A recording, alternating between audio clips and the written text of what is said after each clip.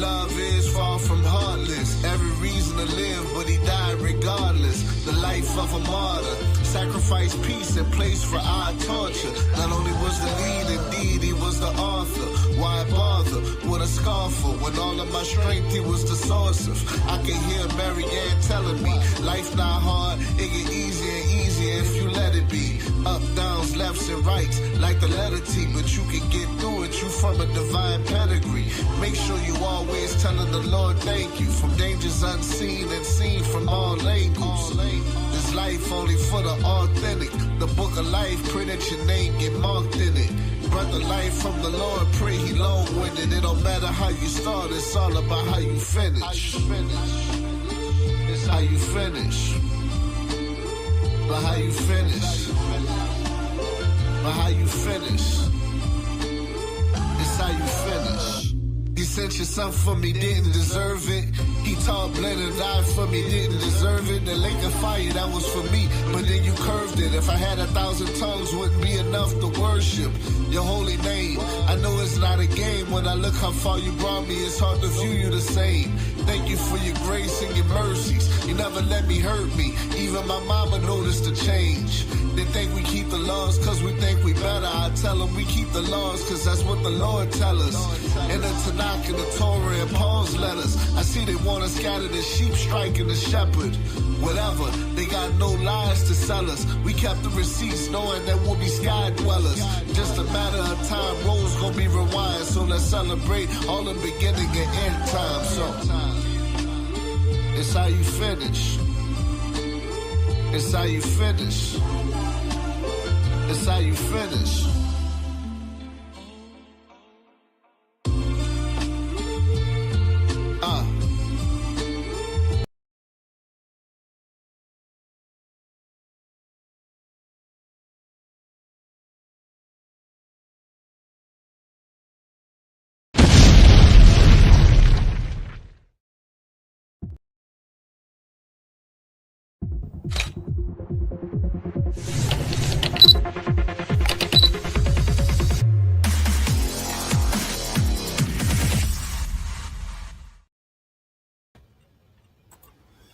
What's going on? What's going on, everybody? What is going on? What is going on, everybody?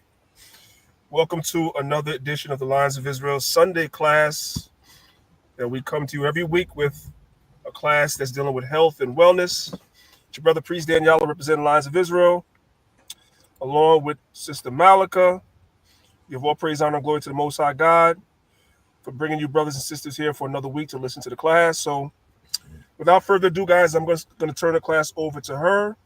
And she's going to do what she does. All right. So, Sister Malika, whenever you're ready, you can get started. Shalom, shalom, everybody. Shalom. Let me know if you guys can hear me by putting 1 in the chat. If you guys can hear me clearly, put 1 in the chat.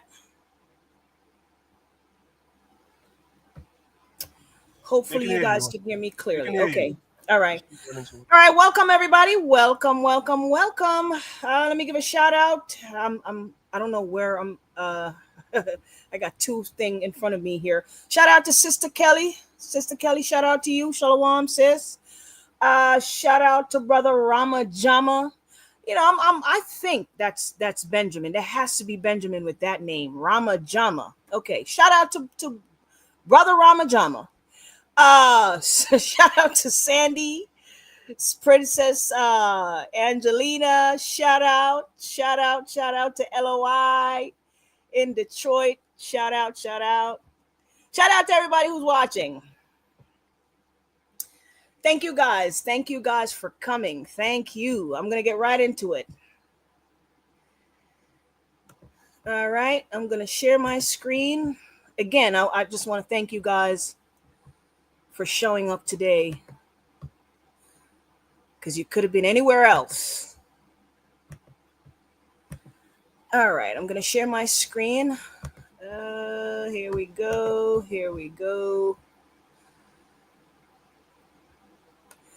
As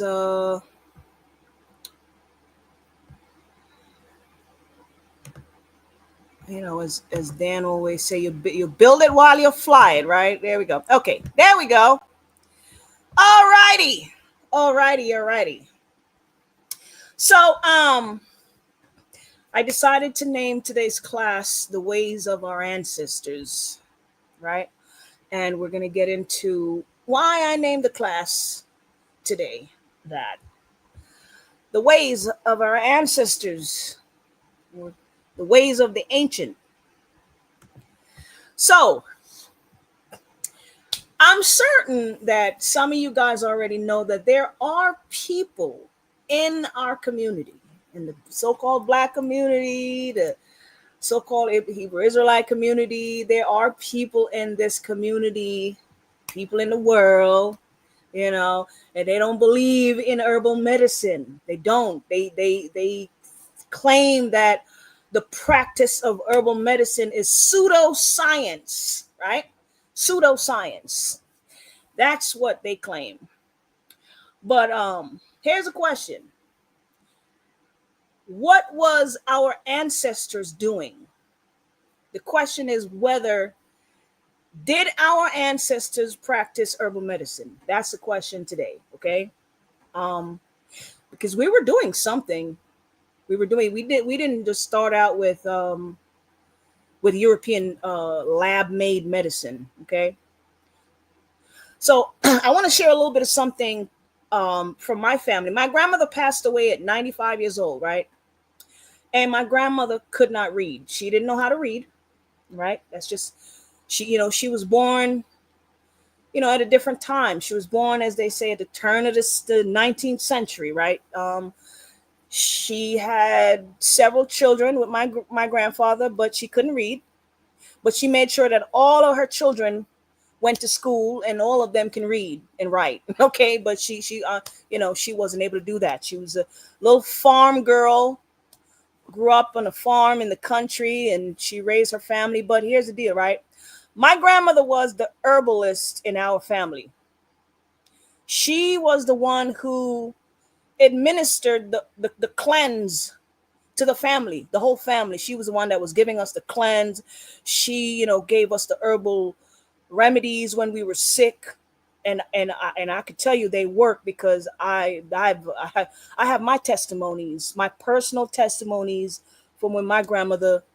There was no pharmacy, there was no hospital emergency room. It was my grandmother and going into the backyard and doing what she do in the kitchen and getting us all back together when we had those terrible fever and sweat and chills and coughing and shivering and stomach ache and diarrhea and throwing up, all of the above. My grandmother was the one who was getting us back together. So I'm asking, how do you think my grandmother, who could not read, how do you think she learned and became proficient in herbal medicine? How was my grandmother able to administer these herbs to us efficiently? That's the question, right?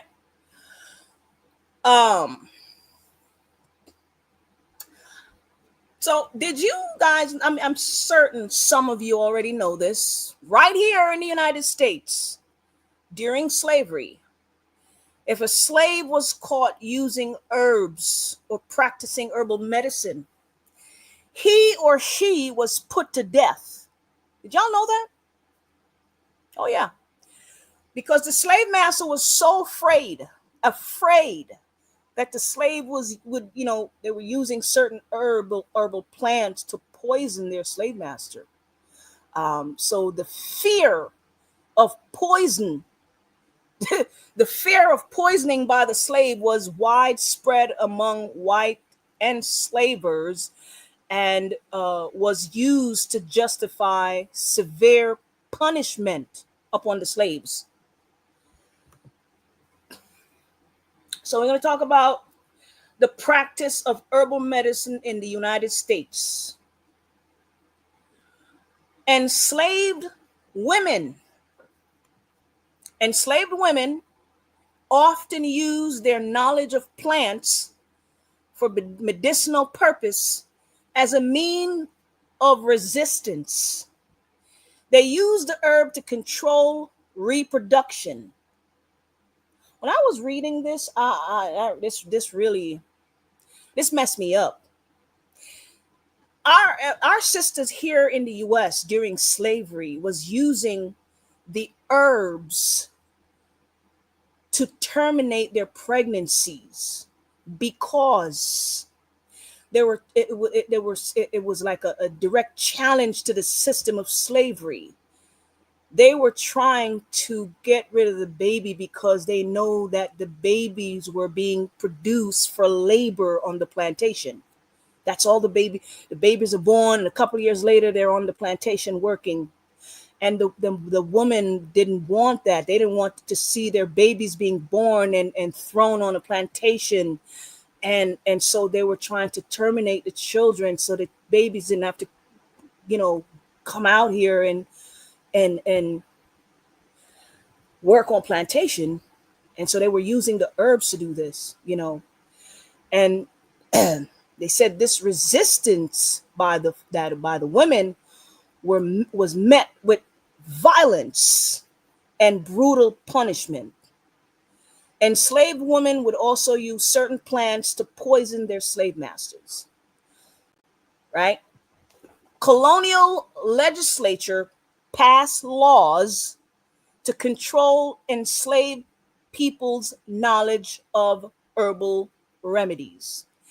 In 1748, right here in the United States, in Virginia, legislature ruled that the enslaved people administering herbal medicine without permission was an offense punishable by death. Are y'all reading that? Are y'all listening to me? Okay. In addition to medicinal herbs, enslaved healers sometimes use root work. Now, if we have any Judah in the house, y'all know I did not know what root work was when I first heard it. I'm like, root work? What is that? So for y'all Benjamin that are listening, root work is the same thing as obia. Okay? It's the same thing.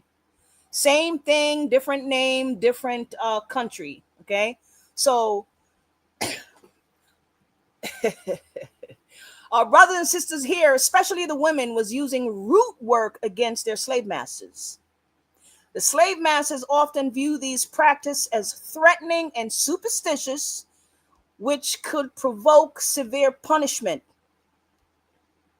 So now we're starting to see why some of our people don't believe in the herbal medicine, because it was beaten out of us. Okay. And by the way, let me say this.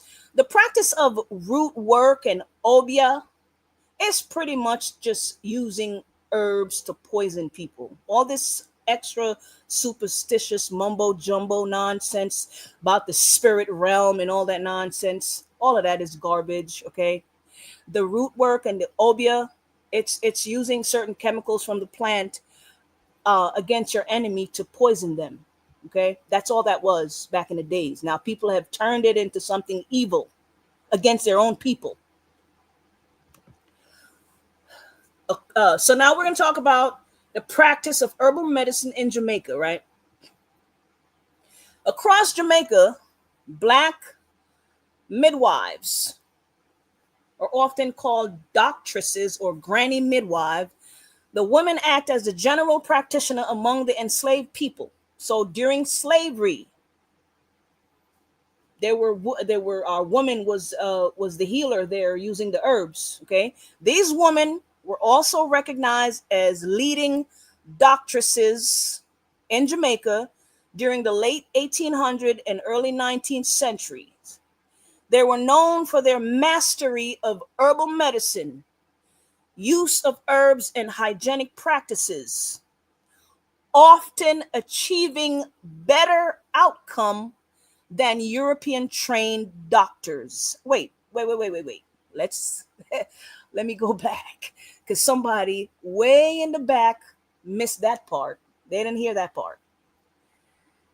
Often achieving better outcome than European trained doctors. Okay.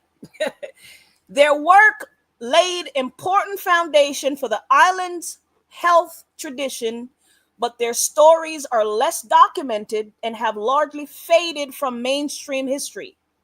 These women worked under slavery in Jamaica, tending to plantation sick rooms, attending home births, and quietly saving lives each day. Their work, cutting umbilical cords, administering herbs and bath, tending to mothers during labor, was the backbone of maternal care on the island.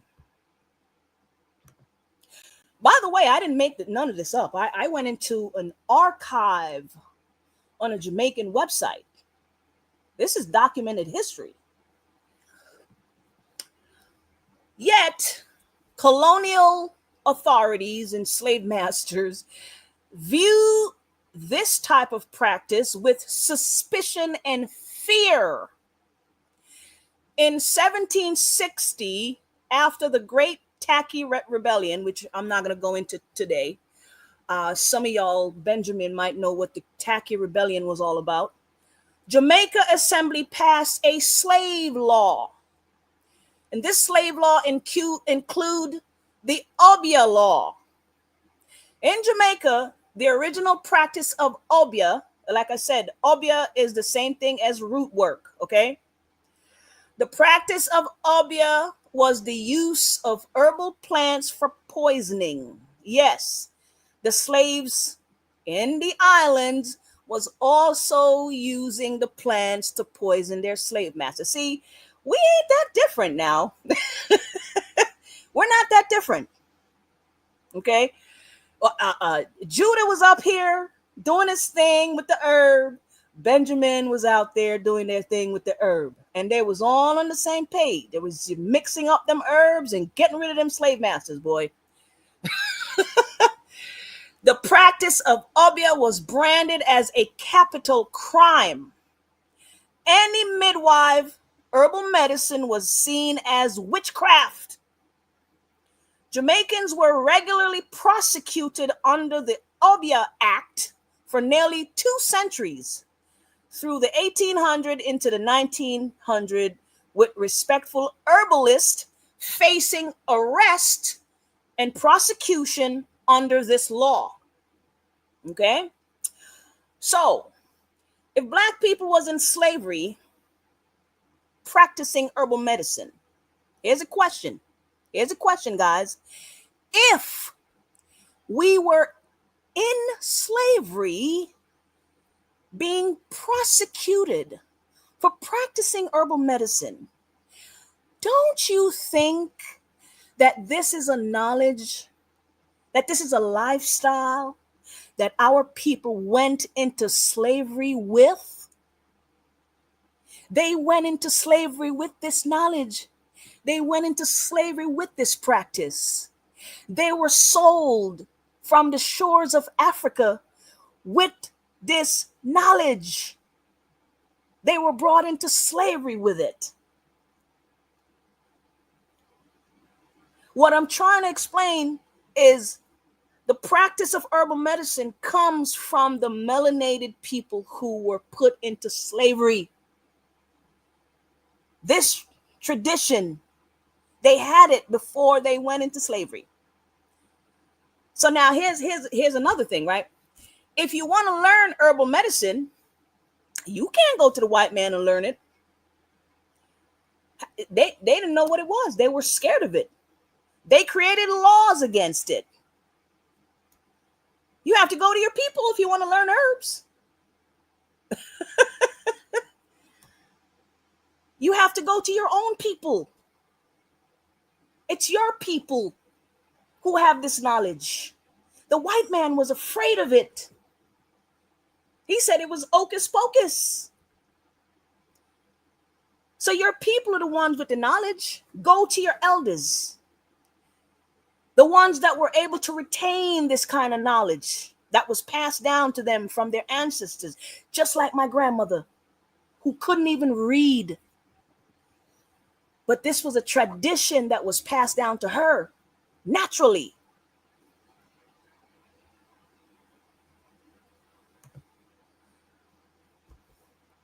But I can understand why our people don't believe in the herbal medicine. It's because it was beaten out of them. They were punished.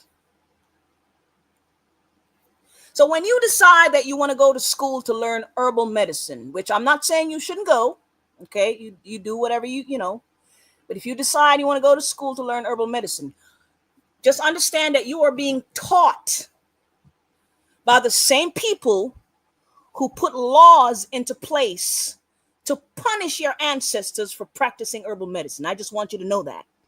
The same people who call it superstitious, the same people who made it a crime for your ancestors to practice it because they didn't believe in it. How much herbal knowledge do you think they are going to teach you when you go to their schools? How much herbal knowledge do you think they have? And I'm going to say this. Whenever I talk to a white person about herbs, the only thing they talk about is essential oil. Essential oil, essential oil, essential oil. Because that's all they know, really. Essential oil. You talk to them about anything, try to have a deep conversation with a white person about the healing of herb and consuming the herbs to eliminate or repair the body of high blood sugar, high blood pressure, kidney issues, and none of that. They don't know what you're talking about. And that's where the pseudoscience conversation comes in. And that's where our people get it from. Anyway. All right. I just wanted to, bring you guys a little bit of that little history there. All right. I'm going to go to something else here. So I received a phone call from a pastor last week. I don't know if the Reverend is watching. I know today is Sunday, and Sunday church on, the Reverend did say he's going to try and tune in with his congregation, but I got a call from a Reverend last week, and the gentleman told me that my video, somebody sent him one of my video about the one of these videos that I do on health, right? And the pastor said his church had recently established a health and wellness department in the church. And so they need a little help. Okay. There are people in the congregation that are dealing with different type of health problems. And the Reverend want me to go over a list of alternative remedies for some of the health issues that the church members are dealing with. Okay. So I believe the Reverend, hopefully some of his congregation are listening. So shout out to the Reverend and his congregation. I will briefly go through some herbal products, Reverend, that will help some of the people in your congregation depending on their level of sickness. Okay. But before I do that, I just want you to know that if you are on dialysis, I may not be able to help you. Okay. I can't help you there. There's not much I can do for you if you're on dialysis. All right. Just want to put that out there. I'm going to take the Reverend and his congregation to some products, and I'm going to try my best to explain the product to the Reverend and hopefully everybody else that's watching. So you guys can see what they do, what these products help with. Okay. So just give me a minute. Give me 1 second. I'm going to share my screen. I'm going to go over to another screen here. All right, Reverend, if you're watching, you and your congregation, hopefully you are. I know it's Sunday and you're probably in church. We're on a website here called Grassroot Botanicals. There we go. Grassroot Botanicals, right? That's where we are. And I'm going to be sharing some products with you and your congregation and pretty much anybody else that's watching or that may need some of these things. And I'm going to try my best to slowly go to each products here and explain to the Reverend what each of these products do. Okay, so I'm gonna click on something here if I can. There we go. And I know some of you guys are watching or have seen some of these products already. Okay, so Reverend, if you're watching this here, if there's any members in your congregation that are dealing with poor circulation, this is something that's going to help them greatly, especially if they've taken that vaccination. Okay, this is a product right here that is called the Poor Circulation and Inflammation Formula. That's it right here. I believe it's the first product. When you get to the website, it's the first product there. Okay, it's a liquid and it's in a bottle. When you drink this, it's very potent, and it's made in liquid, goes directly to the bloodstream and start to clear up any type of blockage that you may have obstructing blood flow in the arteries and the veins. That's what this product does. It is very potent and it does work. Very good for poor circulation. And just so you understand, when you're having issue with poor circulation, you're at risk for a stroke or a heart attack. Okay, so this is what this product does. It helps to remove plaques and buildup and blood clot from the arteries, resulting in increased blood flow and healthier circulation. That's what it does. All right, let's move on to the next.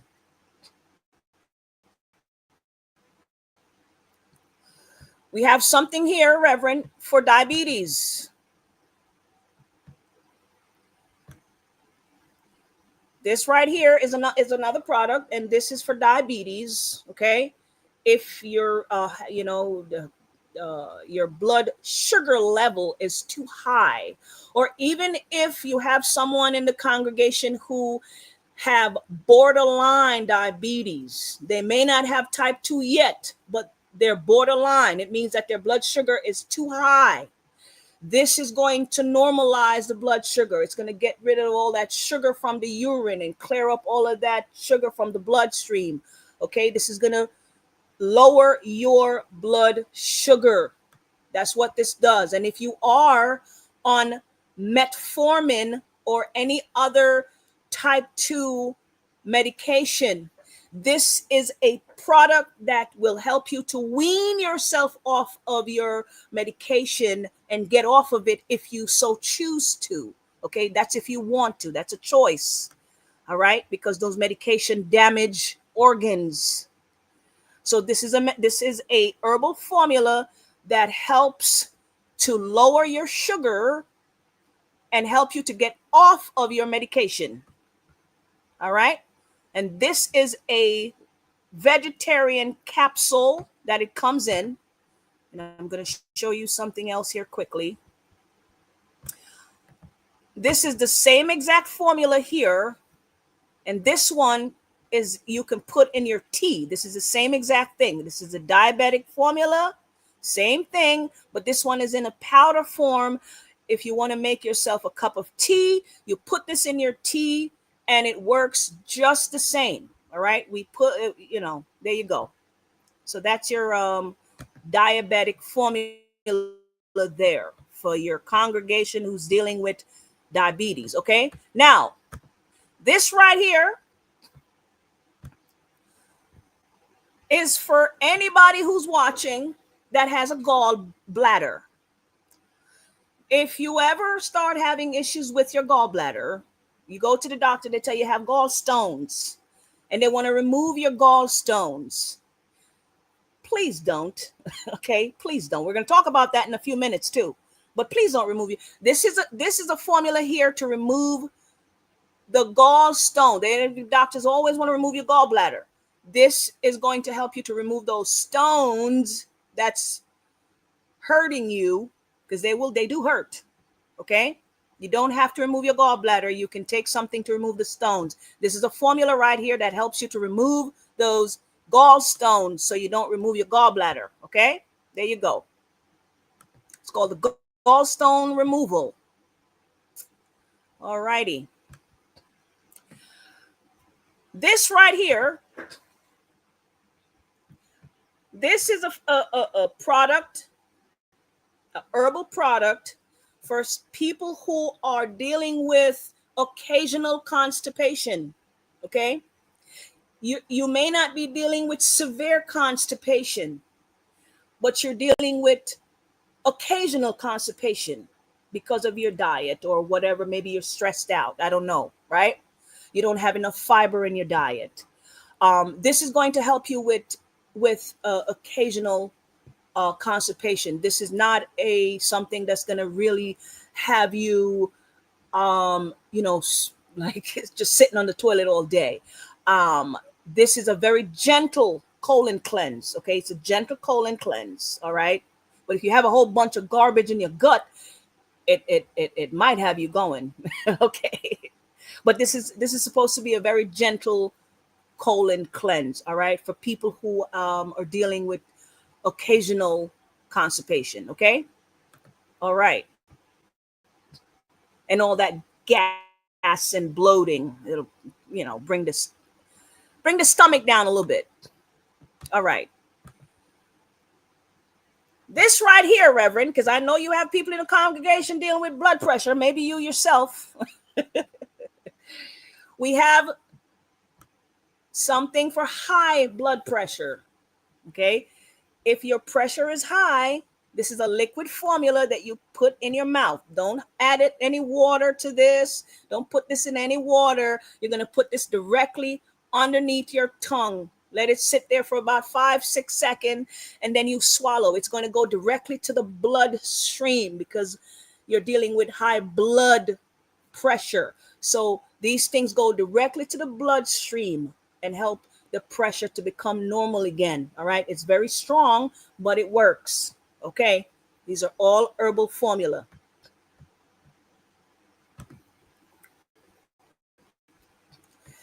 All right. Now, the Reverend, if you or any brothers in your congregation are dealing with prostate issue, we have something here, Reverend, that you're getting up, going to the bathroom all hours of the night or through the day. You can't hold your urine. This is something that's going to help anyone in your brothers in the congregation that are dealing with that. Okay. This is the prostate and urinary herbal formula for the men that are dealing with prostate issues. Okay. And Reverend, also, please make sure your brothers are taking zinc for the prostate as well. Zinc. That's very important that you guys take some zinc. All right. Zinc is very important for the prostate. So this is a prostate formula for the brothers that are dealing with prostate issue. And also, you don't have to necessarily be dealing with prostate issue. You could take something like that to help maintain the health of your prostate. Okay. Maintain. It's all about maintenance. I'm just going down the list here, brothers. I'm just going down the list, brothers and sisters. Okay. We have something here for the brothers. I don't know if there's anybody in your church that are active, physical fitness and all that stuff. This is a product for the men who are into physical fitness. All right. This helps with energy. If you have any brother in the church who works at night and they can't stay up at night, this is something that's going to give them some energy to help them stay up. If you're a security guard or you work at the hospital, you do any type of job that's, you're always tired. This is something that's going to help you to stay up because it gives you energy. Okay. But if you're in the gym working out, this is a good workout formula for the men. This is a men's formula. All right. There we go. It's called the Muscle Force Max. Now, I'm trying to get through this before I go on to the rest of the lesson. If there is anybody in your congregation that are dealing with kidney problems, okay, Reverend, you have my number. You can, have them give me a call.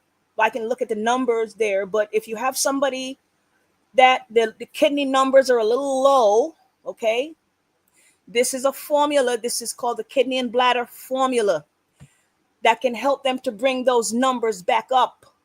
All right. But there's going to have to be some changes in the diet. There's going to have to be some cleansing going on. Okay.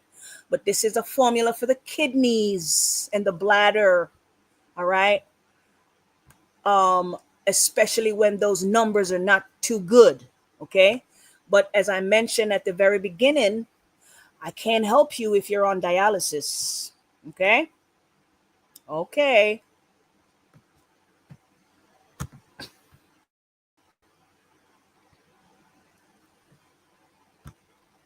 Now, here's a product. If there's any sisters in your congregation that are dealing with varicose veins, it's those things that they usually get especially at the back of their legs. They get on their legs. You can see the veins, those dark veins. This is something that is going to help them with those varicose veins. All right. This is a circulation formula, circulation and varicose vein formula. That's it right there. Goes directly to the bloodstream. All right. The brothers can take it too.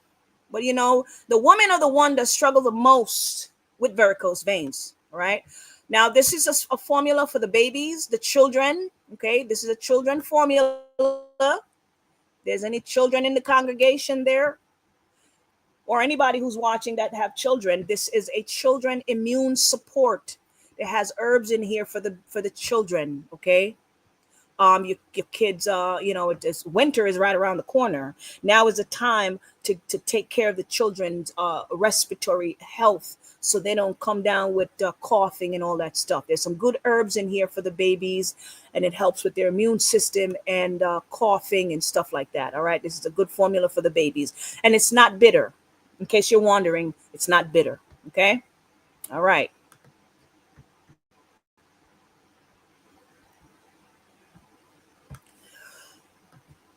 I'm going to try and make it through this quickly.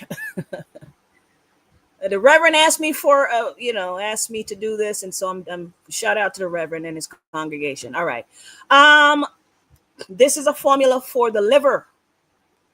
All right. If the numbers are not too good, this is a formula you could take for the liver. All right. This is going to give you good liver health. And if you have anybody in your congregation that are dealing with eczema, this is going to help them to clear up the skin, assuming they're willing to change their diet.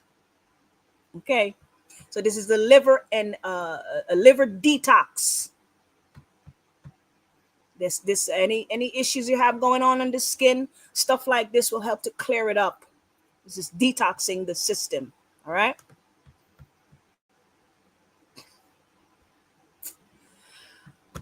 And Reverend, I'm sure you and your congregation will love to do this right here. This is a 7-day cleanse. I've had 2 congregations within the last year who have done these cleanse. I don't, you'd be surprised. The Christian church are doing well with, I've gotten 2 phone calls from congregations who have done, I know one of them, the entire choir have done the 7-day cleanse. The entire choir. There you go. So that's a cleanse. This is going to really detox you, Reverend, and the congregation. Maybe some of you, the whole congregation can come together and do this cleanse right here. It's a 7-day mucus, digestive, and immune cleanse. All right. Comes with full instruction on what you're supposed to do for 7 days. Okay. There you go. You're going to clean up your diet, clean up your gut, clean up some of that high blood pressure and high blood sugar you're dealing with, and kidney problems. That's what stuff like this does.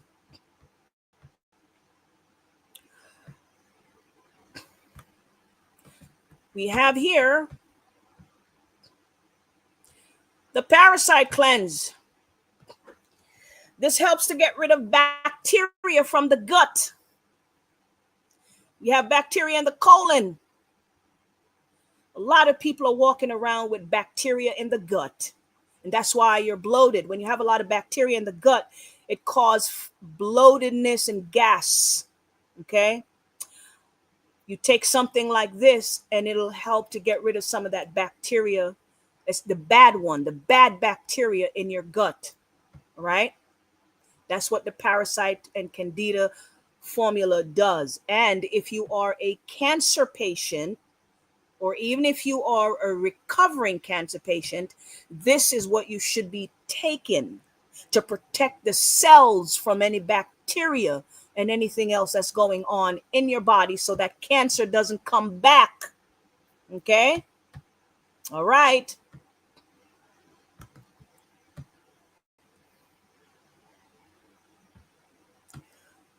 And if you have any young sisters, young and old, really, you have any sisters that are dealing with, issues with their monthly cycle, polycystic ovarian syndrome, a fibroid, this is a formula that is going to help with the young ladies' monthly cycle and their hormonal imbalance.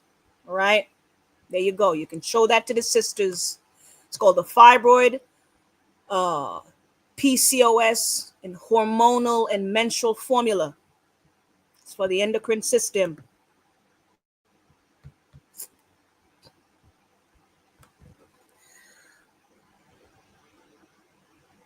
And we have something here for cholesterol. If you're dealing with high cholesterol, it's very prevalent in the Black community. You have a formula here for high cholesterol. Okay, there you go. And by the way, the circulation formula does help with high cholesterol as well. Okay. We do have sea moss. Sea moss has a lot of minerals in it. So if you, your congregation like to consume sea moss, we have sea moss here, Reverend. Bear with me, guys. I'm almost done. We have something here. I have about 3 more products that I'm going to show, and then I'll get on with the show. We have something here called the soursop and black seed bitters. Okay, soursop and black seed bitters. This is a daily blood cleanser. Anybody can take this on a daily basis. You take a couple tablespoons in the morning before you head out to work. All right. You can take some more when you get back home. But this is a soursop and black seed bitters. If you are a cancer survivor, if you're currently going through cancer situation, this is something good to take. Or it doesn't matter if you have cancer. Anybody should be taking this. Okay. It's a natural blood cleanser. All right. There we go. Lots of herbs in there to cleanse the system. And if you have anybody who's dealing with, overactive thyroid, all right? Overactive thyroid. If your thyroid is overactive, this is a formula that is going to help with that, okay? There you go. Hang on.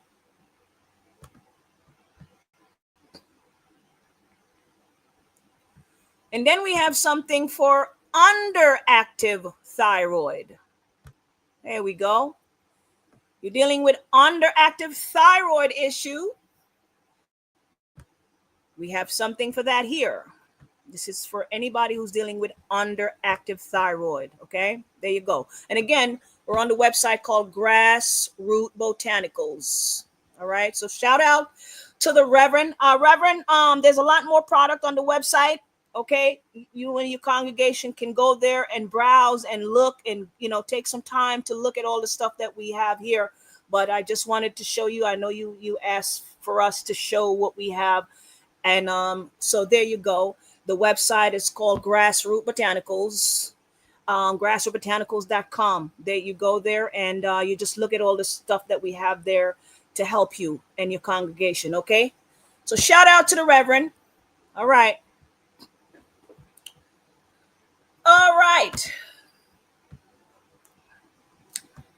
Let me give me 1 second.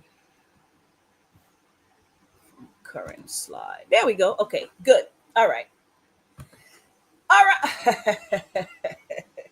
So last week, we ended the live on this brother right here, and a couple of people said they wanted me to continue from what I left off last week. I decided not to. The brother made another video a couple of days ago. He's not. He don't get it. He didn't learn anything from what he's going through. He believed completely in the medical system. Completely. This brother had, for those of you who wasn't here, this brother had surgery on his member downstairs, and he had them insert some device where he's able to pump himself whenever he's getting ready to copulate with his significant other. I just can't. I can't. And he hasn't learned anything. I was watching the latest video he did. He hasn't learned anything. So I just can't. All right. So we were talking about, his problem, erectile dysfunction, we're going to pick up a little bit from where we left off last week, where we were asking what is one of the main cause of erectile dysfunction. And one of the main cause is hardening of the arteries. Poor circulation is what causes erectile dysfunction.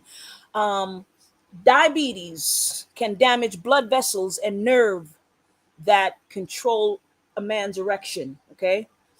So for those of you who are struggling with diabetes and you're wondering why that's happening to you, is because your diabetes is damaging your blood vessels and the nerves that control your erection. That's what I want you guys to understand.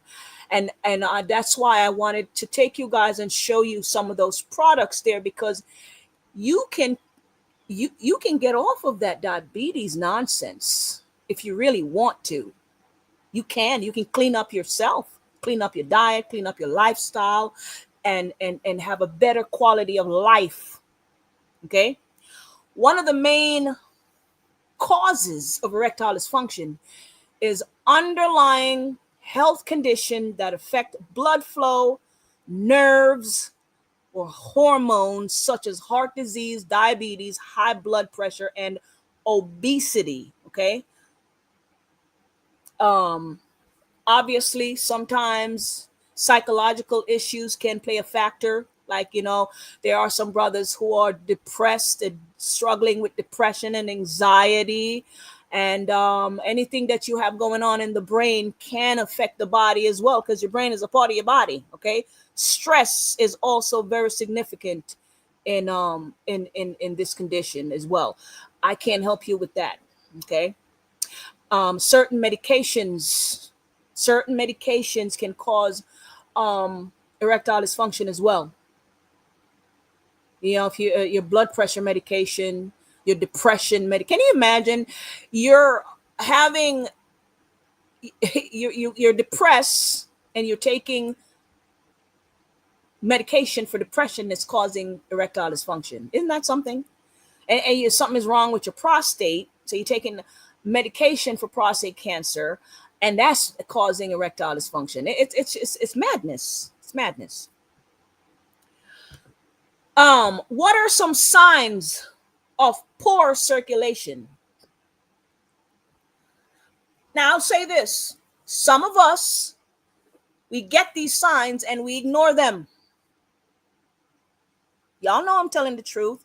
Sometimes we get the signs and we ignore them. Okay. Numbness, tingling or burning sensation in the arms, the legs, or the feet, and sometimes in the fingers. You get these numbness and tingling and burning sensation, that's a sign that something is wrong. Pain in the calves or thigh, especially when walking or standing. Swelling in the ankles or feet. Varicose veins. Fatigue and tiredness all the time. Dizziness or lightheadedness that just won't go away. Difficulties concentrating. Memory problems. If you can't walk for too long and you're always out of breath, especially if you're not obese. And if you're obese, that's even a bigger problem. If you're a male and you're experiencing erectile dysfunction. Okay. Now, some of these symptoms may not be caused by poor circulation. This is why it's important to see your doctor. Okay. It is important to see your doctor so they can determine, even though, but it's also important to take precaution and maintain your health so we don't get to this point where you're dealing with these issues. So it's important to put things in your body to prevent poor circulation. All right. I want to share something with you guys. I was trying to add it to my slides, and some reason it just would not work at all. I don't know why. It just would not work. I'm going to try and see. Give me 1 second, guys. I'm going to try and find it. Here. It's a video I want to share with you guys.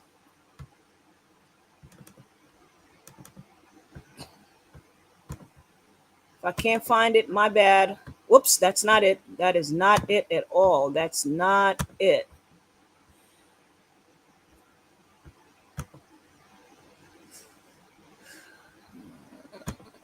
Bear with me, guys. Bear with me for a second. Trying to play a video for you guys.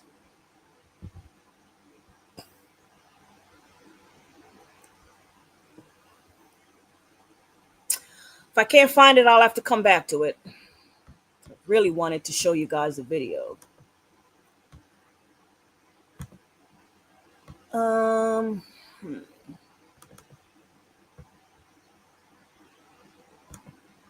How are you doing, sir? Okay.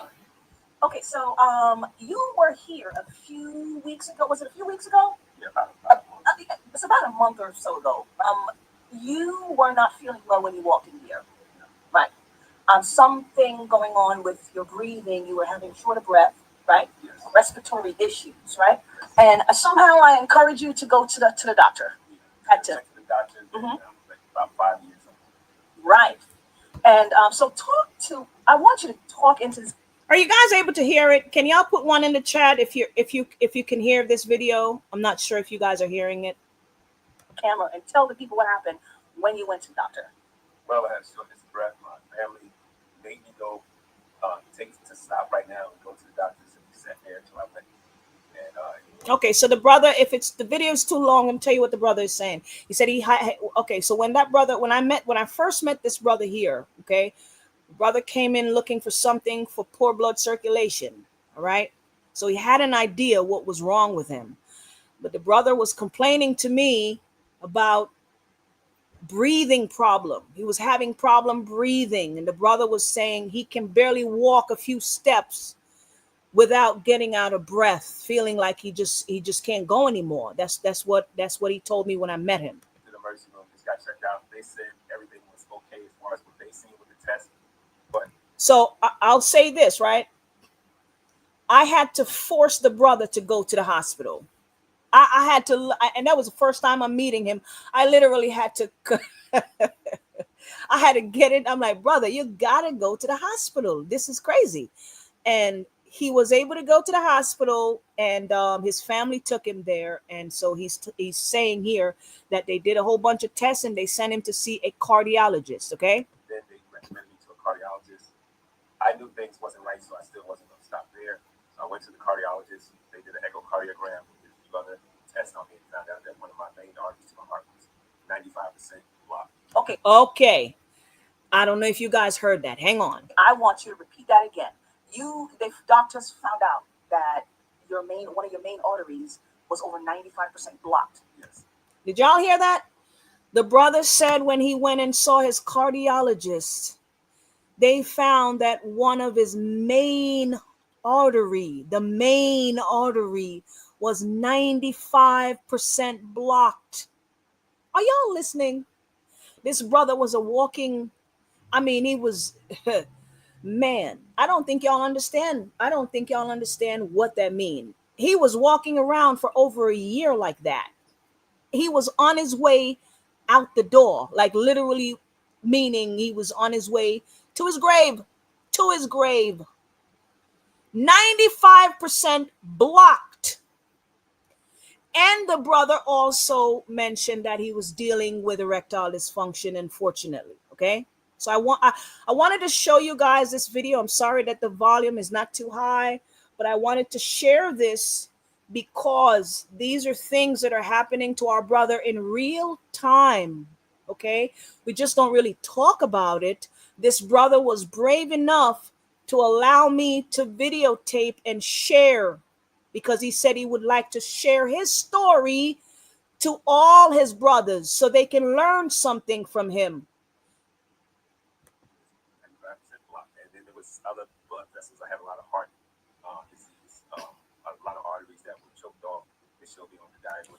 He said in conjunction with that major arteries that was blocked, there were other blood vessels that was blocked as well.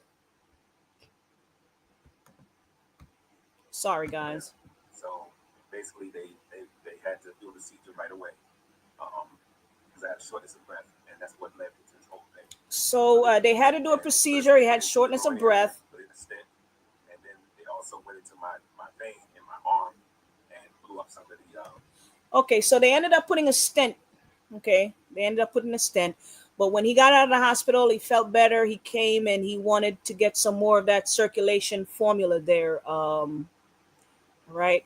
But I just wanted to share this with you guys. So that's what he came in to get. That right there. He came in to get this for himself and his mother. Right. Don't know how he, I think he saw us on the internet, and that's what he get. So I wanted to share that with you guys, that our brothers are going through it out here. All right.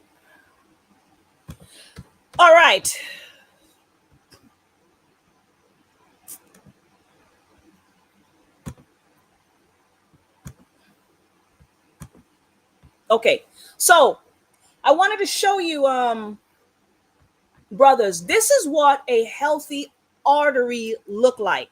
Okay, this is a healthy artery here. As you can see, nothing obstructing the flow of blood. Everything is flowing nicely, right? Okay, everything is flowing nicely through the veins there. That's all the platelets that's just flowing nicely. All right. This right here is an artery that's very unhealthy. I'm trying to show you what's going on in your body when your arteries are clogged and you're having poor blood circulation. Okay, this artery is clogged up. It's partially blocked. What you're looking at here is years of poor diet. Okay, you have plaques, fatty stuff that's just building up on the walls of the artery here. And as you can see, it's closing in on the blood that's supposed to be flowing through there, right? So, okay. All of this is greasy food, cellular waste, cholesterol, calcium buildup, alcohol consumption, all of this, right? The wastes, they're beginning to attach themselves to the walls of the veins. And as the years go by, they accumulate more and more. and the walls start to closing in. These walls are starting to close in, right? The waste that's building up against the wall, they begin to cut off blood flow. And when the blood cannot flow freely, your heart will begin to work harder to force blood through the veins. That's what's happening here. When you have something that is cutting off the blood from flowing freely, your heart is what is pumping that blood. It's now going to have to work harder in order to force the blood through the veins that's clogging up. And as the heart works faster and harder, eventually it's going to give out. Because all of that overworking is putting a strain on the heart. That's why they're putting stent in the heart and they put you on heart medication, all this stuff. Yes, because your heart is overworking from having to push and work harder to push that blood through the vein, trying to save your life. That's what the heart is doing. You see how the Most High is wonderful? The body has a system of its own and it's working overtime to save you, but you're not taking care of it. That's the problem, right? And so what happened is when the heart is overworking and you're putting a strain on the heart because it's working so hard, you start to have heart palpitation, shortness of breath. You can't walk up a flight of stairs. It's cutting off circulation to your limbs, your arms, your legs. You start to get tingling and numbness, right? It's cutting off circulation to the penis if you're a man, so you can't perform. It's cutting off circulation to your brain. That's why there's difficulties concentrating and memory problem, right? It's cutting off circulation to every part of the body. That's what's happening when you have these things sitting in the arteries, clogging up, and you're not doing anything to get rid of it. You don't know it's in there. See, here's the problem, right?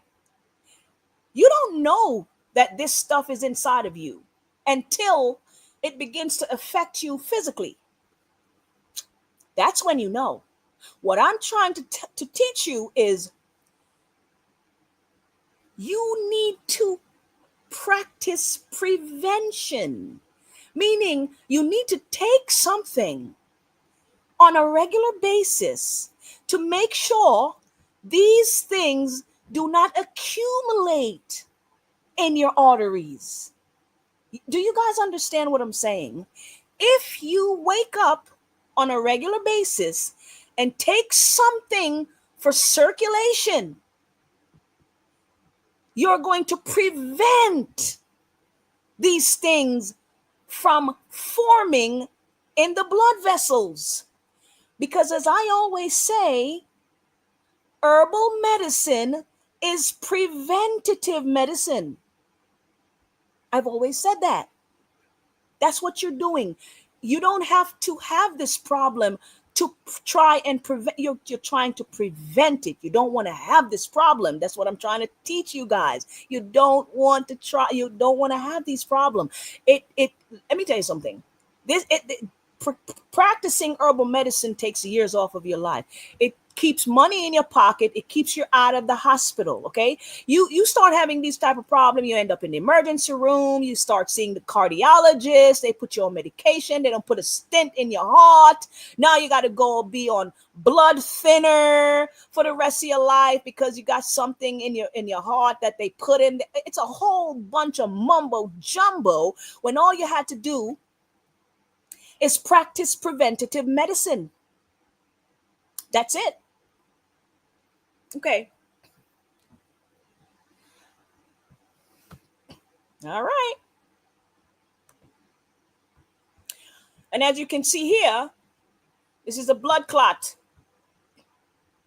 Now it is a little bit different from a plaque. Okay. Blood clot is different from a plaque. All right. It's when the blood is clotting up, but both of them cause poor circulation, heart attack, and stroke. Okay. both of them.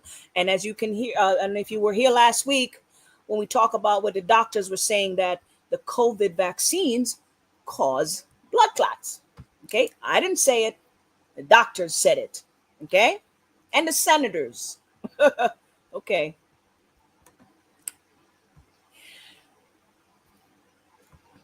So now what I wanted you guys to understand is that, regarding the vaccines, what I want you to see here is that they're attacking the bloodstream directly and the reproductive system. That's what those vaccines were attacking. Those vaccines were given to our people to directly attack the bloodstream. And what does Leviticus 17 and 11 say? It says, for the life of the flesh is in the blood. The white man knows exactly what he's doing.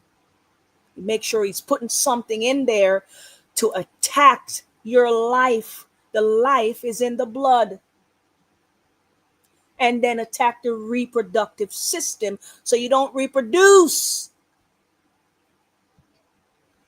Okay. How many of you guys are walking around with this right here?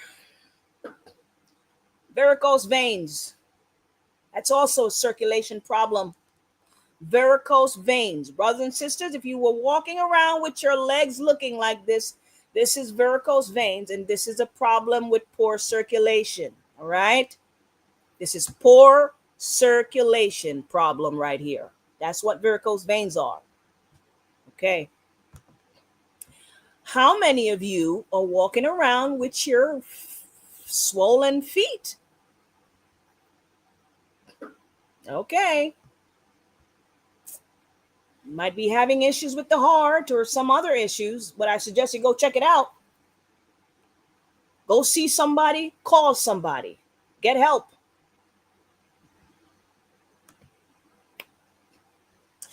How do I avoid fatty buildup in my arteries?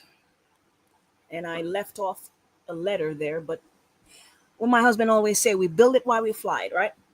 Okay, so how do you avoid fatty buildup in the arteries and prevent plaques from building up in there? Maintain a healthy diet free of processed food, fried food, and junk food. You know that's really not hard to do. If you really think about it, it's really not hard to not eat fried food. It's not hard not to eat junk food. It really isn't. It's not hard at all. You can stay away from junk food. And even if you just, okay, let's say you have a piece of fried chicken, right? Once a month. If you were having fried chicken maybe once a month or once every couple of months, that's not so bad. The problem is people are just getting up and eating fried food almost every day. You get up in the morning, you're frying turkey bacon, you're frying eggs, you're frying pancakes, you're fried up this and that, and for lunch you're frying something again, and for dinner you're like it's everything is fried chicken, fried this, fried fish fry. It's just, and the greasy burger on the grill, everything is just greasy and fried. Let me tell you guys something. At least 80% of your diet should come from plant foods. 80% of your diet, at least, and I'm saying at least. Okay, should be more, but at the very least, 80% of your diet should come from plant foods if you want to maintain a healthy diet. Do a purge, a cleanse at the beginning of each season. There's 4 seasons in a year. Do a purge, a gut cleanse at the beginning of each season. That is going to help you to get rid of bacteria from the gut. It's going to help you to clean up some of that crap you have in the gut and lower your blood sugar, lower your blood pressure, and clean up a lot of that issues you're dealing with. Okay?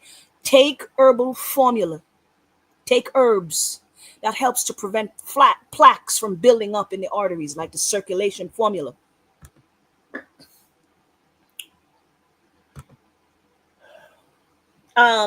Some of you guys were here last week when I talked about this young brother who I saw a few years ago. He I'm not going to go over the story, but I talked about him last week. He had came to see me, and he was took the vaccines 3 times, and the brother was really going through it. He was dealing with erectile dysfunction. He was dealing with tingling and numbness in his arms and his feet and all that stuff. And the brother was in rough shape, was in mental and physically. He was not in good shape at all. He was breaking down. And I wanted to share what I recommended to the brother at the time to give him some relief. Okay. One of the first thing I told him to take was magnesium glycinate. I told him to take some magnesium. Okay. Why did I recommend magnesium? Because magnesium is good for the cardiovascular system. It supports the health of the inner lining of blood vessels, which is essential for maintaining proper blood flow. Okay. And that's why I recommend magnesium to the brother. Okay. I recommended the herbal formula for poor blood circulation. Okay. And I ask him to take that for 2 months or more. Okay.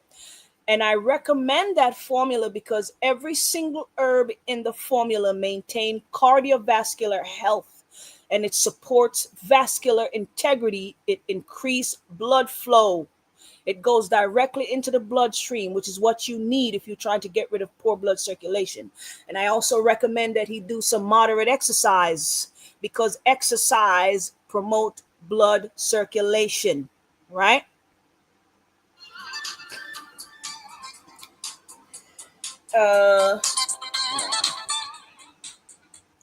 Shalom, Mark.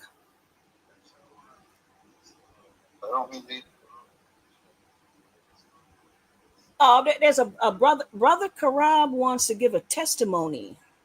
Hang on, let me see how we can do this. Oh, praises, beautiful. There he is. We're gonna bring him in. I'm gonna bring him in. Okay. How do we do that? Oh no, he has to. I'm sorry, I'd have to send him email him a link. No, just put him through your phone. Just let him hear through your phone. I don't know if they can hear him. Let me see. Put him on speaker and let's see. I gotta know. Can anybody hear him? Can you hear him? You have to speak, brother. Yeah, well, if they can hear me, tell them put one. Yes, we can hear him. Yes, we can hear him. Okay, yeah, they can hear you. They can hear you, Ak. All right. So about 3-4 years ago, I took the parasite cleanse for like 14 days, and I never felt so pure. But I went right back to eating pizza, potato wedges, drinking. Wow, eating greasy food, the whole 9 yards. So, I mean, the mercy of the Most High kept me going still for a while. Then about a month ago, I woke up one morning and my right hand was like totally numb. I got panicked because I thought I was getting a stroke. And it took a while for me to get even feelings back into my hand. So I hit the panic button and called you. And sister, you gave me some ingredients, some of this, some of that. Like similar to what you have in the to prevent nukes. Man, I felt much better after doing that. And so now I'm fixing to do the 7-day blood cleanse. And I want to thank you, sis, because it's a godsend. And with that, I'm going to say shalom. I'm going to let you. All right. I'm glad it helped, my brother. I'm glad it helped. All wow. Right, my sister. So you're getting ready to do the you said you're getting ready to do the other cleanse. Yes, I'm making sure I get all the ingredients and I'm good to go. Okay. All right. Well, thank you, brother. Thanks for calling in. All right. Shalom. Thank you for that. Sister. Shalom. Oh, yes. Shalom. All right. That was our brother Elder Karab there. The brother said he did the parasite cleanse a few years ago, and it kind of fell off a little bit and start not feeling so good, and gave me a call, and I gave him some stuff to some direction, and he's feeling better. All right. Shout out to our elder Karab. I don't know if this is going to play. That's not going to play. All right. I'm having issues playing these videos, unfortunately. So that's not going to play. Okay. All right. Yeah, I'm having some issues playing the videos, guys. So we're just going to move on from that. So I went down the rabbit hole and found out that an estimated 600,000 to anywhere between 600,000 to 1.2 million gallbladder removal surgery happen per year in the United States of America. I hope you listen. This right here is very important. Everybody, I want y'all to listen. If you still have your gallbladder, I want you to listen. This is very important. Black people are losing their gallbladder at an alarming rate in the United States because they're allowing doctors to just go in and remove their gallbladder. Wait, Sister Malika. Yes. Can you stop sharing for a second because the PowerPoint is not showing on the screen at the moment. It's not? Oh, wow. No, I don't see it. I don't know what's happening. Oh, really? Stop sharing for 1 second. Hold on. What is going on? It's all right. Hold on. Let me stop sharing and go back in. Okay. Let me stop sharing and go back in. Okay. Well, let me look at the chat. Maybe they were seeing it, but on my end, I couldn't see it. Oh, you couldn't? Okay. Well, no. Don't worry. People are saying that they see it. I don't know why. Well, they were. Well, it's all right. I'm going back in. Okay. Okay. Share it again. Give me 1 second. Yeah. They say that they see it. Okay. All right. Let's see. I don't know why I couldn't see it. Let's see if they're able to see it. Okay, they're saying they were seeing it. It's my device probably. Something wrong. Go ahead. Oh, okay. Maybe there's a lag or something. Yeah. So what I'm trying to if there's anybody that's watching this video, I really want this to connect when I say this. Do not remove your gallbladder. If you still have it, do not remove it. Okay. The Most High put it there for a reason. A lot of our people are losing their gallbladder at an alarming rate, and they don't have to, because these doctors nowadays, they don't have a solution for gallstones, right? So what they do is as soon as you start feeling pain, you panic, you run to the ER, and they remove your gallbladder, okay? Now, do you know that the average person in America with a gallbladder, if you still have it, the average person is walking around with gallstones and they don't know it. Trust me, you don't know it because it's not hurting you yet. Okay. Gallstones takes years to, they're forming and they're developing in the gallbladder, and it's going to take years to kind of develop, and they're going to take years to get bigger and bigger. Right. And when they get bigger, what happened? You start to feel the discomfort, because when the pain starts, the stone is blocking the bile duct. That's when you start to feel that pain. Okay. A lot of people be walking around with gallstones, and as long as it's not blocking the bile duct, you're good. You're not feeling any pain. So you're fine. But then it starts to block that duct, and then that you begin to feel that excruciating pain. Oh my God, I'm dying. And then you run to the emergency room. That's what you do, right? And unfortunately, the doctor's solution to this problem is to do a surgery to remove your gallbladder. I'm here to tell you why you shouldn't. What if I told you that getting rid of gallstones is one of the easiest things that you can do right there in the comfort of your home? A lot of you guys have done this already. I know. Everyone who's listening to this video, if you've never done a gallstone removal before, chances are you are walking around with them. You just don't know it because they're not affecting you right now. And just because it's not affecting you right now doesn't mean you should have it just sitting there. Because one day, you just never know. You may end up in the ER and they remove your gallbladder. So I'm encouraging everyone that's listening to the sound of my voice, do a gallstone removal at least 2 to 3 times a year. At least 2 to 3 times. I'm saying at least, especially if you're not, you haven't been taking care of your, maintaining a healthy diet. You've been eating a whole bunch of fried junk stuff and fast food and junk food. Okay. A gallstone removal will break up the stones in the gallbladder. They'll break them up into smaller pieces and flush them out of your body pain-free. Pain-free. You won't even know they're coming out unless you look in the toilet. All right? It's that simple. And hold on. Somebody's asking, how do I do a gallstones removal? Hang on. We're going back to the website, Grassroot Botanicals. We're going back there. Hang on. This is it right here. This is it right here. You go to this website. It's $25. $25.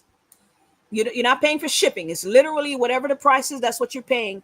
It's shipped to you. You drink it. You're going to get instruction on how to drink it. And the stones are going to leave and go into the toilet when you start going to the bathroom. Okay? Because the last thing you want is stones accumulating in your gallbladder. So you should be drinking this to get rid of the stones that sitting in there that you don't even know is sitting in there, but it's in there. I guarantee you, if you still have your gallbladder and you've never done a gallstone removal, 99.999% chance that you're walking around with gallstones in there, especially if your diet is terrible. Trust me. I've had people argue, Sister Malika, I don't have any, I don't want to do the gallstones because I don't have them. And then they call me back the next day. Oh my God, there was so many stones coming out. Oh yeah. Oh yeah. Oh yeah. Okay.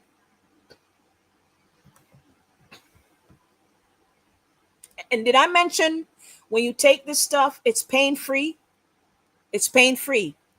You're losing, you're not losing anything. You're getting rid of gallstones. That's going to cause you to, if you don't get rid of it, it's going to cause you to lose your gallbladder. You're getting rid of it pain-free. Now, the average doctor will tell their patient that they don't need their gallbladder. That's what the doctors are telling patients. Oh, you don't need your gallbladder.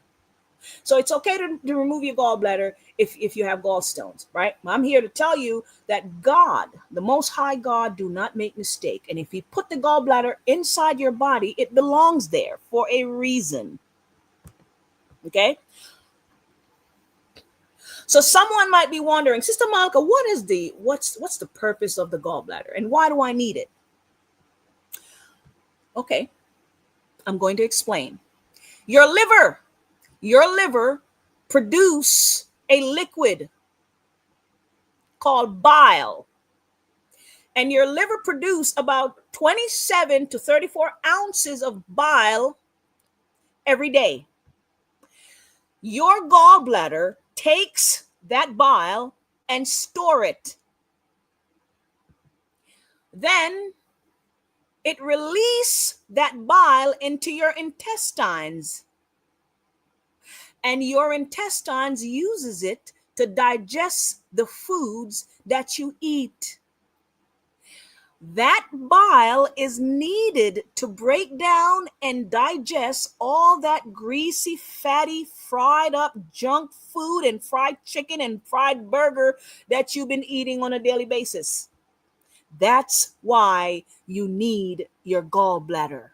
Your gallbladder is extremely important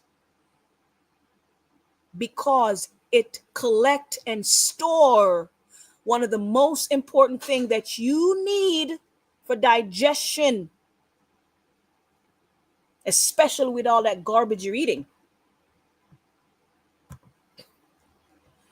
So, what happened if I lose my gallbladder? I know somebody's asking that. Without a gallbladder, the bile will flow continuously from the liver directly into the small intestine, which can cause digestive issues like diarrhea, bloating, and gas, especially after eating fatty, fried up foods, because the body has nowhere to store the bile. Okay? The doctors ain't telling y'all this. And y'all ain't got to pay me to tell you this information. You go to the doctor, you got to pay a copay and this pay and your insurance. It's coming out of your insurance and all this stuff. Okay, and they're not even telling you this information. I'm not a doctor. And I'm telling you, this is anatomy 101. This is just how the body function. I'm telling you, brothers and sisters, how your bodies function. This is the natural function of your body.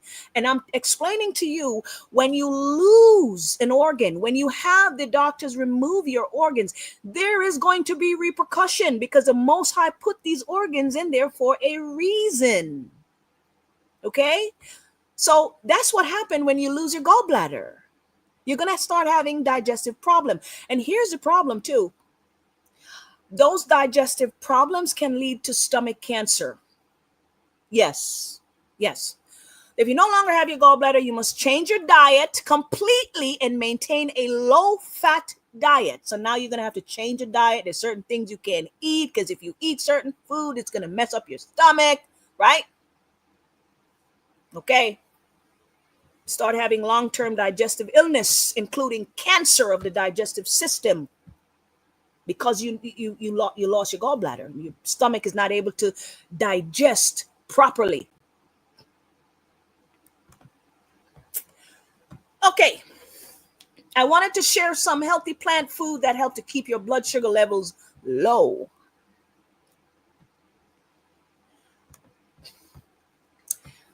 Were you aware that okras, yes, okras, improve the function of the liver and the pancreas?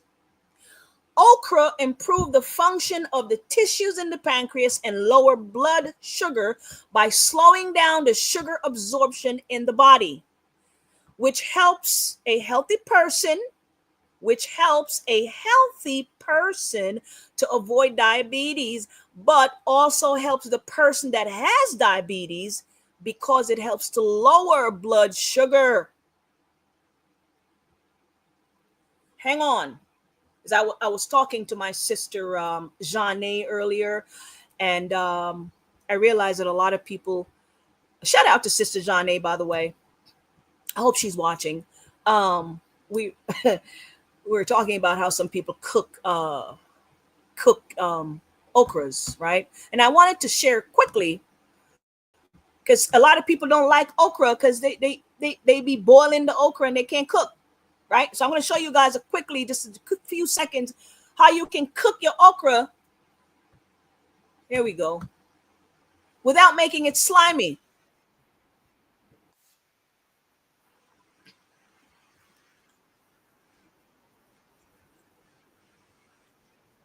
Now, I don't really agree with the pot that this brother is using to cook in. That's a very unhealthy pot right there. I would not be using that pot.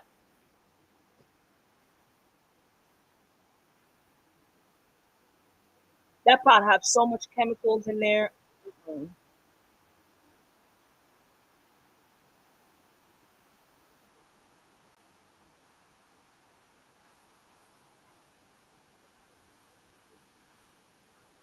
You don't see how easy that was. It's not slimy. There you go. If you're cooking your okra and it's slimy, and you have a whole bunch of excuse as to why you're not eating the okra because it's slimy, yeah, I hate to say it, but you just can't cook. Love y'all, but I'm just saying. If you're cooking okra and it's too slimy, you need to go back to chef school, because okra is not supposed to be slimy. Just saying. All right. But the point here is that okra is very good for the pancreas. Okay. So you can lower your blood sugar. Cabbage help your body to fight chronic inflammation, especially for those of you with autoimmune disease.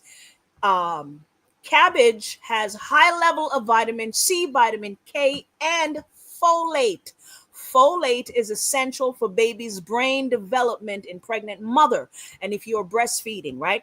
But it also helps to lower blood sugar. So people with diabetes should be eating cabbage. Everything doesn't have to be sweet and fried up. Avocados. This is healthy fat. Avocados provide fiber, healthy unsaturated fats, and magnesium, which improve insulin sensitivity, slow digestion, and prevent sugar spike, which helps regulate blood glucose levels.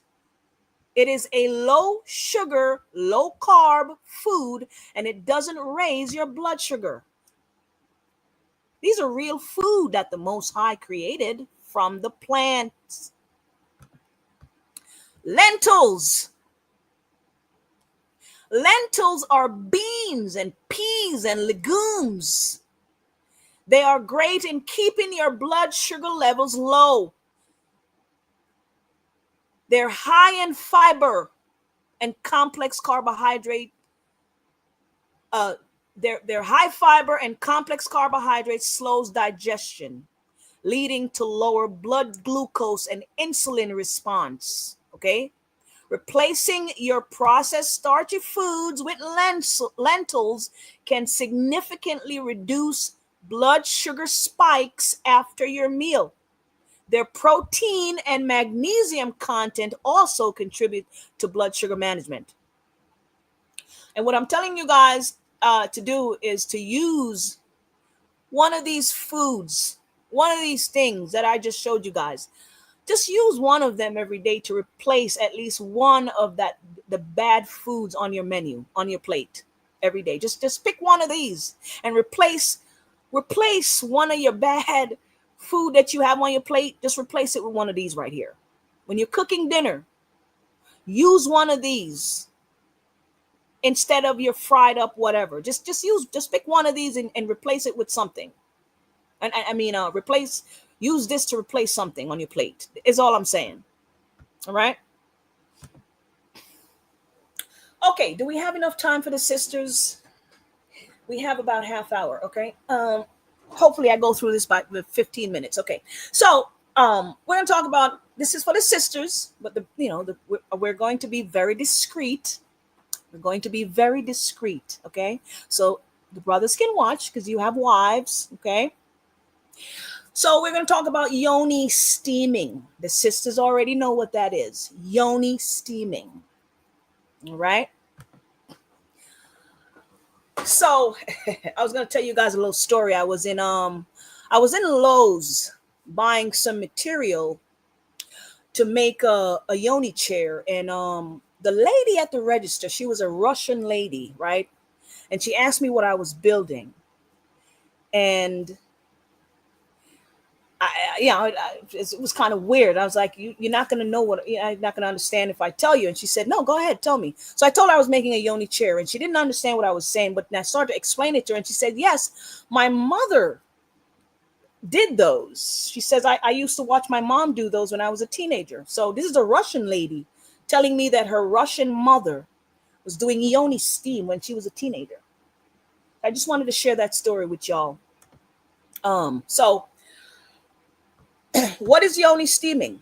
Yoni steaming is an ancient hygienic practice performed by women of all nations. Now, I'm just going to ask the sisters, where do y'all think these other women of other nation learned this from? Huh, sisters? Where do you think the women of the other nation learned these hygienic practices from? This is what I'm telling y'all. Man, our identity was stolen so bad. The other nation have taken our identity, and then we don't even know that it's ours. Like we completely lost these things, and we looking at it like it's crazy. Meanwhile, it's your culture. It's your culture.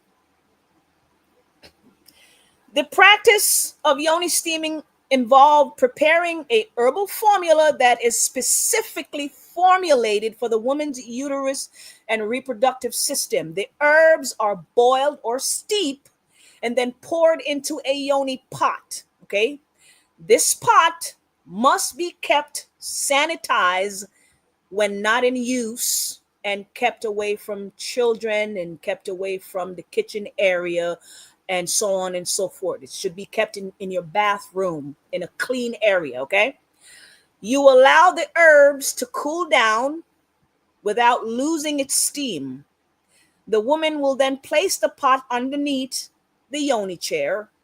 This chair will have an opening at the top.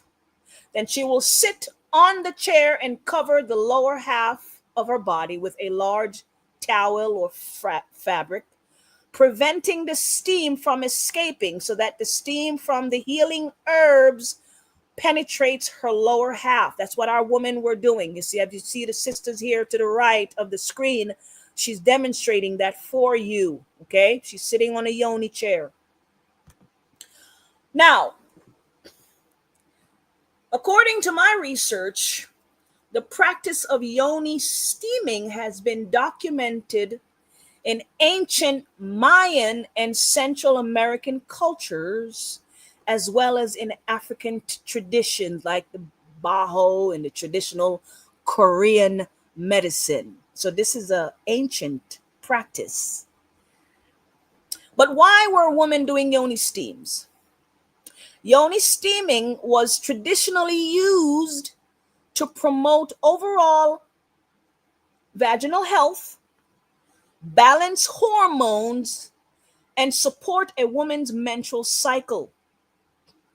It has also been used to help with postpartum recovery, cleansing the uterus and nourishing the woman's womb after childbirth. It was also done to improve fertility. So for those of you sisters that are confused about why you should do yoni steam, our women in ancient times were using yoni steam after childbirth, okay, to cleanse themselves. All right. Okay. It helps to increase circulation of the uterus, which promotes better monthly cycle. It also helps with lymphatic drainage at the lower part of your body. Did you guys know you have lymph nodes? You have lymph nodes at the lower part of your. Hold on, hang on. I'm going to show you guys something right now. Hang on.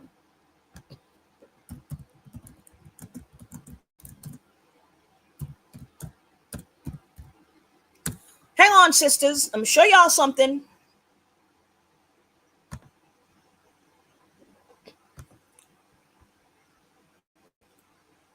Let me see if I can find this.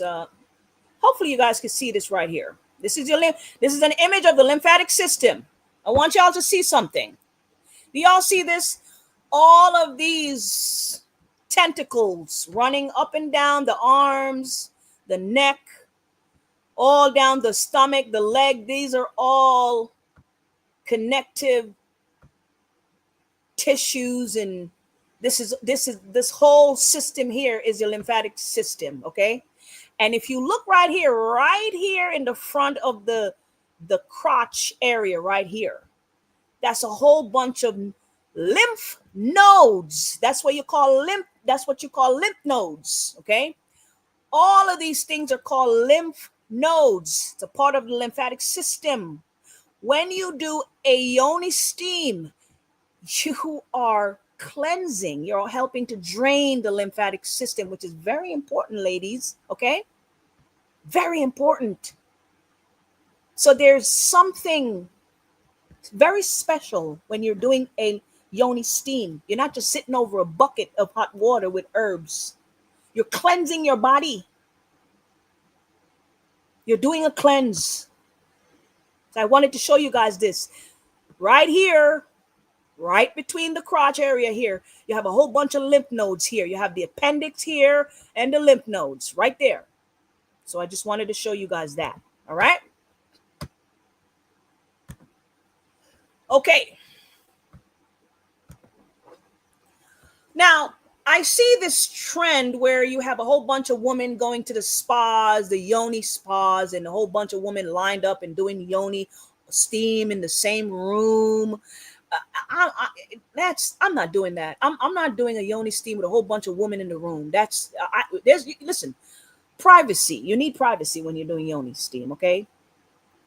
Going to a spa is just outright ridiculous and silly. You should not be around a whole bunch of women while steaming your yoni, ladies. You should be in the comfort of your own home, in private, away from young children, preferably going into your bathroom or your bedroom. Lock the door and do yoni steam in private. There's absolutely no reason for grown women to be steaming their yonis in front of other women. Crazy to me. I don't know who came up with that. That got to be white woman stuff, man, because no way. You're not supposed to be doing this in front of other women. This is supposed to be done in the privacy of your home. Lock your door. All right? Okay.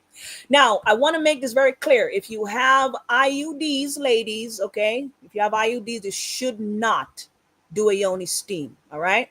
If you have any infection, urinary tract infection, bladder or kidney infection, you should not be doing yoni steam. If you have a yeast infection, you should not be doing. If you have any of those problems, you need to go see a doctor, okay? Or you can do a parasite cleanse. That'll get rid of a yeast infection and all that infection, right? Parasite cleanse, get rid of infections, okay? You should also avoid steaming during menstruation. So please do not do this during your cycle, all right? Yoni steaming should be done after your cycle. And you should not be doing it during pregnancies, ladies. This will induce labor, okay? Please do not do yoni steam during pregnancy, all right? Okay. All right.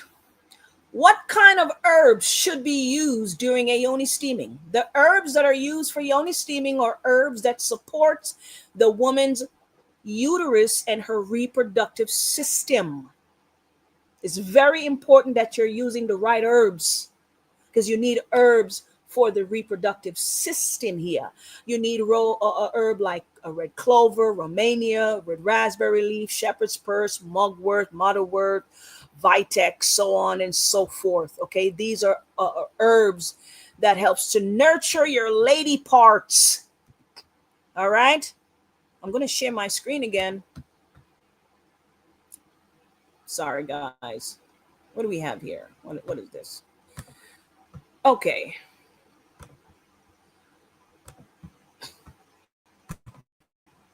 Showing the sisters something quickly. Where is it? Sisters.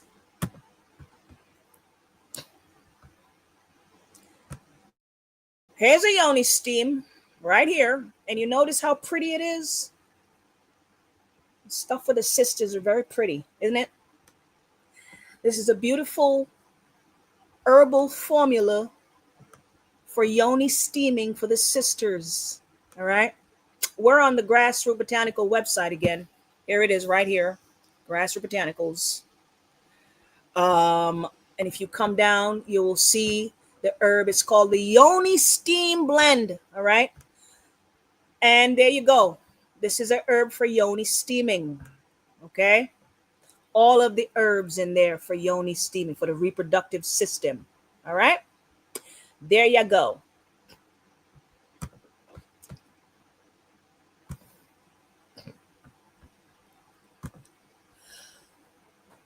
right. Why is yoni steam important? Your skin is an organ, ladies. The steam and the properties from these herbs penetrate the skin and promote circulation and detoxification of the uterus. It helps to break up blood clots and decrease menstrual cramps. We talk about all that menstrual cramps that women be having. That's what yoni steam help with. It helps to break up those clots and decrease mental cramps, okay? It's almost like when you go into a sauna, right? You go into a sauna, the heat in the sauna make you sweat and release toxins through the skin, right? Saunas promote circulation because of the steam. Yoni steaming is important because a lot of our sisters are not practicing good hygiene. Can we just be honest? A lot of our sisters are not practicing good hygiene. Your yoni needs some extra attention, ladies. All right. I'm not trying to be, I'm trying to be as discreet as I can, but you do have some of our brothers that are complaining that the sisters are smelling like lobsters and crayfish down there, right? Let's be honest. I've heard it. I've seen the videos with the brothers, man, complaining. I've seen it. They've said really horrible things about the sisters. And I don't know if so many brothers are lying either. You have to, when you have your cycle, you got to wait. You got to give yourself some time. When your cycle is over, don't jump into bed with somebody. Give your body some time to get back together. Do a steaming, to help cleanse your body, sisters. All right. That's all I'm saying. Not to mention, this is very relaxing. You grab a book, you read and you relax. Okay. So this is the one of the yoni pots that a lot of women use. All right. And they do look cute. They do look cute. Not gonna lie, they are cute, but they're not safe. I'm gonna try and go through this as fast as I can. Do not use plastic yoni seats, sisters. The purpose of doing yoni steam is to detox yourself. When you put hot herbal steaming tea inside of plastic, okay, that's gonna leach harmful chemicals into the steam, which is then being absorbed by your sensitive lady parts. Okay, all right. So you're going to be sitting over this, all of that heat and steam and all of that plastic, the chemical. Yeah, you don't want your body absorbing that. So you do not want to use plastic. Okay, I just want to make that clear. So I wanted to show you, sisters. I made myself a yoni pot. Okay, a yoni chair right here. Okay, just regular material. Right. Make sure that if you want to make something like this, you're using untreated wood. Make sure the wood is not treated. Okay. So these are untreated wood. But I wanted to tell you guys, sisters, that you don't have to go out and buy some plastic yoni chair, or if you don't know what to use, I'm trying to show you that you can make your own. Okay. So I'm going to show you guys step by step how I did it. Okay, so I just went to Lowe's. I gathered some material. All right, and you have your tools and stuff, and you there you go. All right, and that's the yoni steam there that I use. Okay, steep the herb, and there you go. And when you're using your yoni pot, make sure you are using this type of pot. Okay, this type of this is stainless steel pot, and make sure you keep this pot away from your kitchen. All right, because this should be in your bathroom and nowhere else. You don't get this mixed up with your kitchen stuff. All right. Okay, you're gonna pour the herb in here in this pot. When you boil your herb on the stove, you're gonna be pouring it into this pot. All right, and then you're going to put the chair over the pot, just like I'm just demonstrating here, guys. You're gonna put your chair over the pot. Okay, there you go. There you go. Hopefully that's a better angle there. You put the chair over the pot, all right? And then you could put a nice little cushion over there and you sit. There you go. Look at that. You're in your bathroom, you're in your room, and you're in the privacy and the comfort of your house, and you do a yoni steam just like that. All right. I just wanted to reiterate that I did use untreated wood to make this. If you sisters, this is very easy to make, or if you have a husband who knows how to make stuff, go right ahead, let him make it. If and this didn't take me long to make, by the way. It takes me about 40 to 45 minutes to make this chair. And the material is not expensive. Okay. Don't go wasting money on fancy, expensive plastic chair, because I look online on some of those yoni stuff and they're very expensive. They can go up to $300-$400. Okay. All right. So I think we're going to wrap it up. We'll come back to that next week, but there we go. We're going to wrap it up. All right. Hopefully, that was edifying. I don't know. You tell me. Does anybody have any questions for me? Does anybody have any questions for me? Sister Kelly said how many minutes, but I'm not sure what she's asking. Sister Kelly, what are you asking, honey? She says how many minutes? Does anyone have any question? Put it in the chat. All right.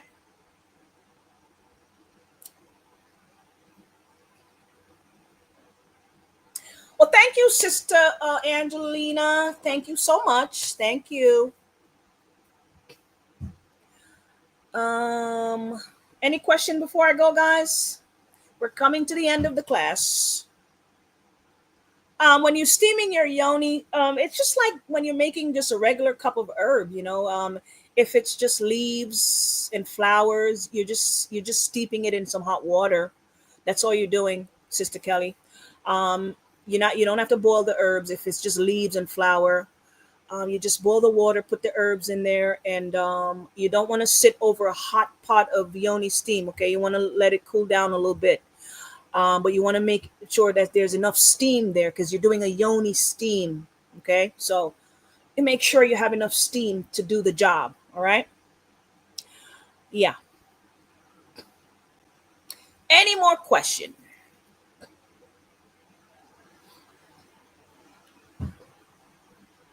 No more question? No, it seems like you covered everything. So I see. Okay. It's almost 7 o'clock anyway.